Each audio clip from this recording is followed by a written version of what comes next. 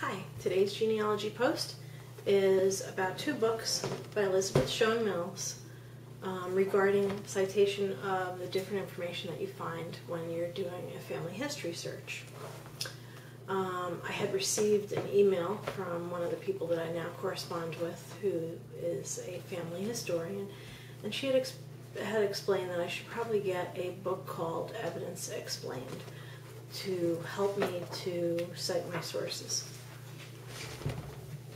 This is that book. I didn't buy it. It's about $60.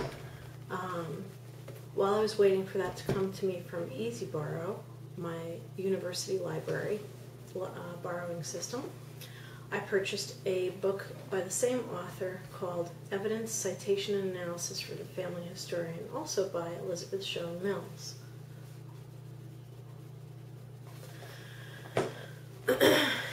You can see the difference in the size of the books. I was a little surprised when Evidence Explained came. I didn't expect it to be quite such a long book, but certainly for that kind of money, it should be a really long book. This one cost me about $12 on Amazon. Now the first one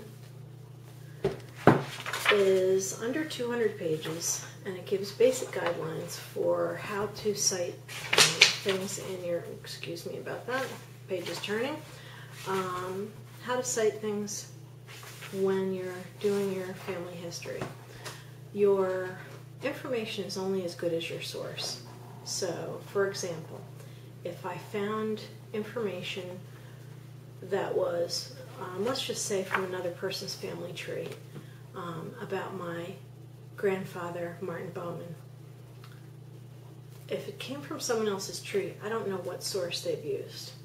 And if they don't say, well, information was passed down from so-and-so, so-and-so, which I found is mostly not the case, then I might put down, found this information, give the website, so that I can look it up again. Evidence, this little book does explain to a short extent how to cite that information. There are also some more reliable sources. For example, say the 1930 census. I did find a page that found Martin Bowman and his wife, and it shows that they're both fairly elderly. I know they were older when they were parents, but it was just the 2 of them, so I can't find my elusive grandmother. I found my great-grandparents, no problem. My grandmother still remains a mystery, and I haven't found her anywhere except in the Social Security death index. I know she did exist, so I have to see. It'll take me a while to find her. But I just wanted to give you an example of what is in this book, the shorter version, and how you can utilize this book. For example, it goes into quite a few sections. Part 1 is the fundamentals of citations, fundamentals of analysis of things that you find, and different formats that you can use. It also gives guidelines for documentation, the functions of a source note, like why is it important, abbreviation tips, style, bibliographical tips, and guidelines for analyzing evidence, basic rules. This is probably a perfectly good book for a beginner like me. This book, Evidence Explained, by the same author. If I were a professional genealogist, I would probably love to have this book. If I were further into my family search and not just a beginner, I would love to have this book. This book gives more in-depth information on how to cite things, why it's important. It has separate sections for each type of citation,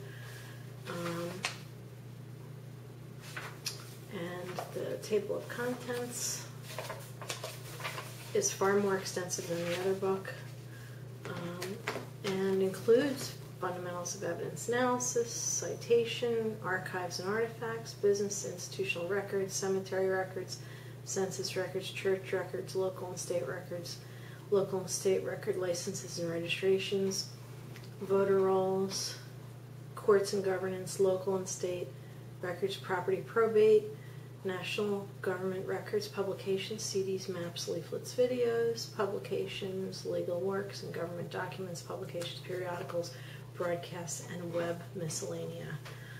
This book is, I think it's 900 pages, almost 900 pages long. Oh, I put my glasses on so I can give the ISBN for each of these books. This one, the ISBN is 08063154431. The ISBN number for this book is 978-0806317-816. Both of these books are useful books. This one may be too elementary for people who've been searching their family tree for longer than I have. This one would give you every bit of information you could possibly need for how to cite sources of information.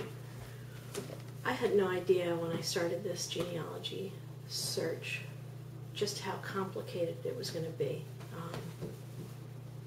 Just trying to figure out how to cite things, how to find things, without having to travel to different places, to courthouses and public records, and there aren't too many of us who have a budget to do that. Like on the show, Who Do You Think You Are? They always travel to different countries and they have these professional genealogists who are helping them.